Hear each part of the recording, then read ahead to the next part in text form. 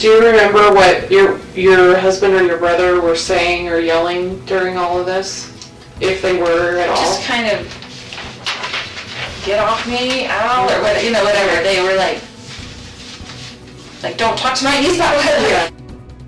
But first, a big day in the Lori Vallow case. Chandler police released all of the files from their investigation into Lori's husband's death. Yeah, Charles Vallow died July 2019. He was shot by Lori's brother, Alex, who claimed self-defense at the time. Kim Powell's been covering this case from the very beginning, and she's been going through this case all day. What can you tell us about this part of the story?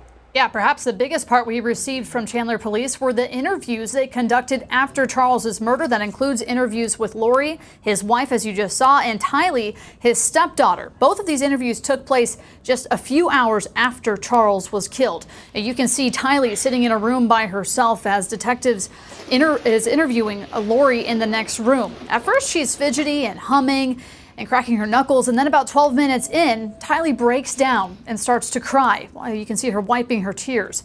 She's able to tell investigators her side of the story, that she woke up to yelling in the hallway and she brought out a bat to protect herself. She said her uncle Alex Cox got into a scuffle with her stepdad, Charles. At some point, she ran outside to be with her brother, JJ, and heard a loud noise. Lori's story to detectives was similar, and Lori told detectives that she was in the house when Alex shot Charles, and then she ran out of the house and took JJ and Tylee to Burger King before dropping JJ off at school. I was freaking out, and so I was just freaking out, and it just went into mom mode. I'm like, I've got to go to get JJ to school. I've got to get to the kids. I got to get to the kids.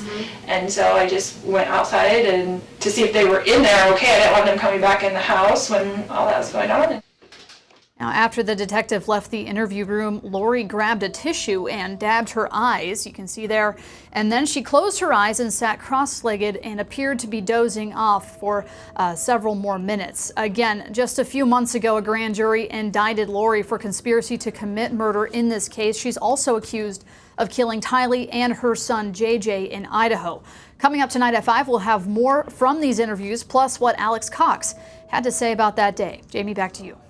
Kim, thank you. We know this case can be really confusing. There are so many moving parts here, so we put together a special podcast series on the Vallow case in our True Crime Arizona series. You can find it wherever you listen to your podcasts.